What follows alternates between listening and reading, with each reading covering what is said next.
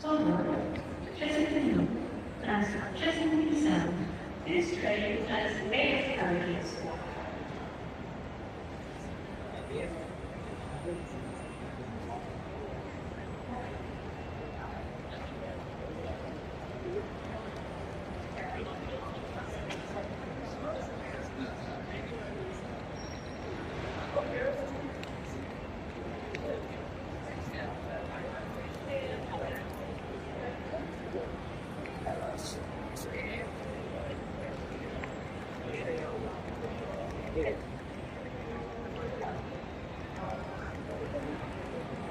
Well, we're a group called Grieving for Gaza. This is the beginning of our second year. We started in February 2024.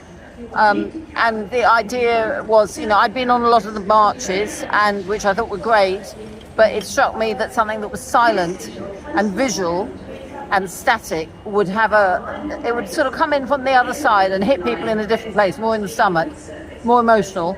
And with a friend, we came up with this idea. Well, I mean, it wasn't, the original one was a group of people grieving over the corpse, whereas now we've changed it and we're doing the healthcare workers and journalists tableau. And this morning I was listening on the radio to Al Jazeera talking about how many miscarriages there are going on in Gaza, and I thought we might do one with pregnant women in a few months' time or a few weeks' time. We're trying to bring it home to people just how hideous it is, and that our government is complicit. I'm a lawyer, and to me the Genocide Convention is absolutely clear. It's one of the clearest bits of legislation or treaties I've ever seen. What Israel is doing is genocide, and Keir Starmer and David Lammy are trying to look the other way and pretend it isn't, and they're still selling parts for F-35s into the international consortium from which they can be sold on to Israel. And I find it intolerable and unacceptable, as do all the crew. Excuse me. And we all feel this is a kind of visceral way to protest. And from the response we get from the public, which, I mean, we always get one or two people shouting things like, "What about hostages?" But the overwhelming response is positive, and people thank us. People come up to us in tears. Sometimes people say, just thank God somebody's making a fuss about this.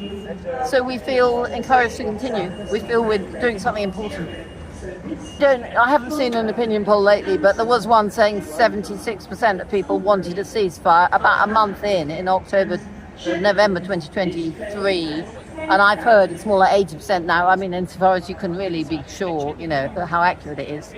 I think a lot of people do care, actually, insofar as they care about anything. I mean, some people are so switched off from politics and so head down trying to earn their livings that they probably don't care. But my feeling is a lot of the public actually are pretty disgusted by it. Because it's children, isn't it? I mean, it's so many children being killed. Antonio Guterres said Gaza's become a graveyard for children, and it's true. If people want to get involved in this, have you got a website that they can get to? We haven't got a website, but on the back of the leaflet we've got an email address, which I do monitor now. It's a Proton email address, and I do check it a couple of times a week or more if I know, if we're about to organise something. And several people have come to us through that.